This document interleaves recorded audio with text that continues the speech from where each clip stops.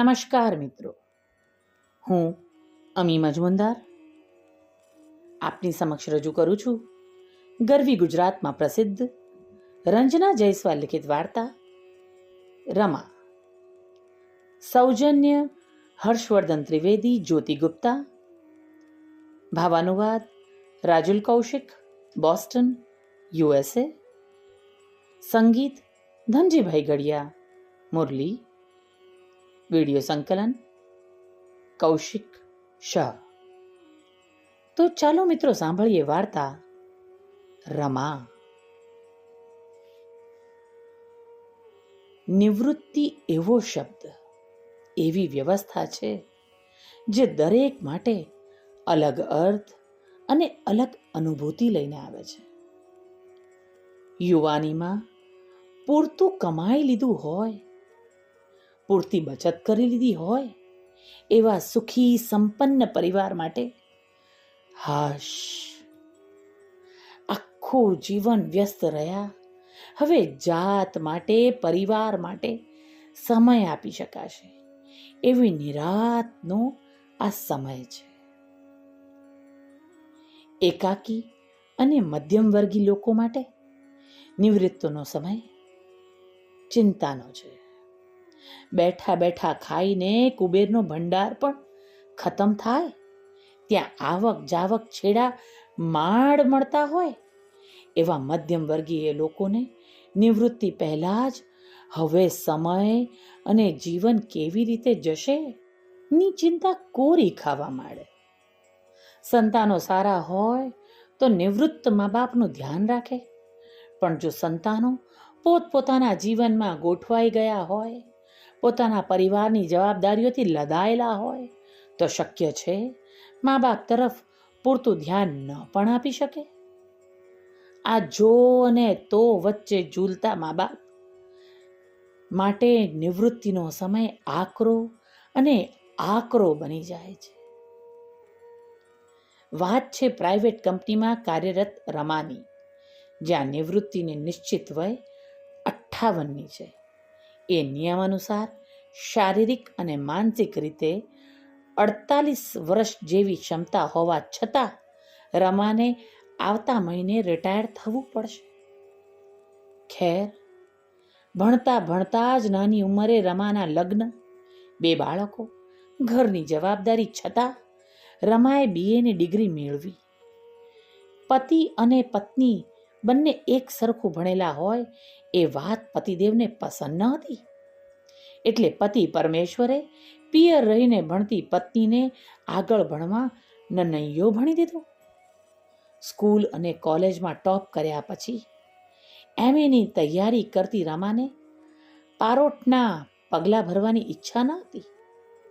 એણે પતિને સમજાવવા પ્રયાસ કર્યો. પુરુષ પ્રધાન સમાજમાં ક્યાં પતિને પોતાના કરતા ચઢિયાતી પત્ની પસંદ હોય? શહેર બહાર MAની પરીક્ષા આપવા ગયેલી રમા પાછી આવી ત્યારે જાણ્યું કે બંને બાળકોને લઈને પતિદેવ એમના પરિવારમાં ગોઠવાઈ ગયા છે. પોતાની મહત્વકાંક્ષાને લીધે પતિ અને સંતાનોનો ત્યાગ કરવાવાળી સ્ત્રીના લેબલ સાથે રમાની MAની પરીક્ષા પૂરી થાય એની રાહ જોયા વગર બીજા લગ્ન કરી લીધા.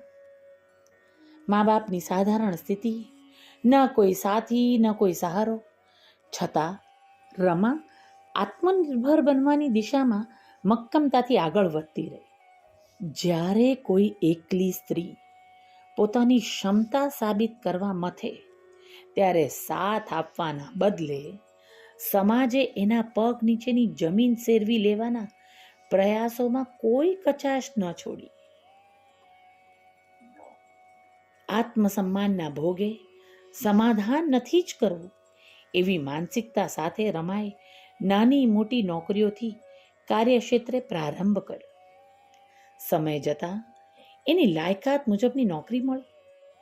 જીવનના અનેક કડવા અનુભવોમાંથી પસાર થતી થતી રમા એવા પડાવ પર પહોંચી જ્યાં સ્થિરતા હતી, સન્માન હતું, નિરાંતનું જીવન હતું, હાશ હતી.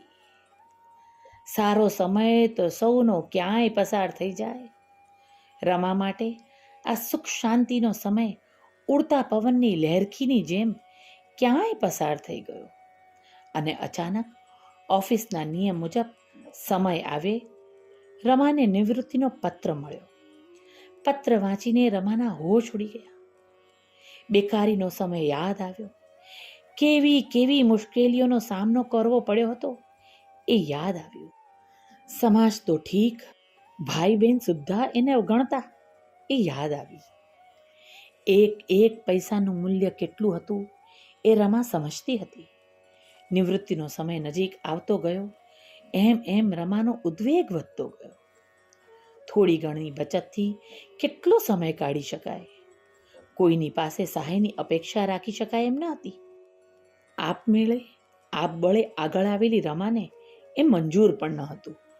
જાણતી હતી કે કોઈએ એને સાચી રીતે સમજવા પ્રયાસ કર્યો જ ન હતો.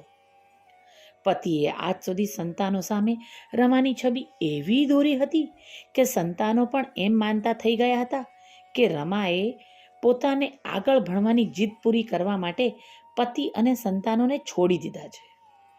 જોકે રમાને પતિ કે સંતાનો પાસે કોઈ આર્થિક અપેક્ષા ન હતી. હા, સંતાનો તરફથી થોડો સ્નેહ મળ્યો હોત તો. પણ પતિએ તો એ રસ્તે જે કાંટા વેર્યા હતા એના પર ચાલીને સંતાનો સુધી પહોંચવાની શક્યતા રહી જ ન હતી. કાર્યાલયમાં દિવાળીના લીધે એક અઠવાડિયાની રજાઓ હતી. આ રજા પૂરી થવાની સાથે જ શું થશે એ વિચારે જ રમાની ઊંઘ ઉડી ગઈ. રાતોના ઉજાગરા, ચહેરા પર ચિંતાઓના ચાસને લીધે જાણે રમાની ઉંમર 10 વર્ષ વધી ગઈ. ભયાવહ ભાવિ અને એકલતાના ડરના લીધે બીમારીઓએ એને ઘેરી લીધી હોય એવી રમા જાતને અરીસામાં જોઈને છળી જતી. આજ સુધી સમય અને સંજોગોની સામે હિંમતથી ટકી રહેલી રમા ભાવિમાં આવનારી એકલતા અને અસહાયતા વચ્ચે તૂટી ગઈ. તહેવારોની રજાઓનો એક એક દિવસ એના માટે અણધારી આપત્તિના વિચારે માંડ પૂરો થતો. સપ્તાહ પૂર્ણ થયું, ઓફિસનું કામ શરૂ થયું ને રમાની ડિરેક્ટરે રમાને બોલાવી.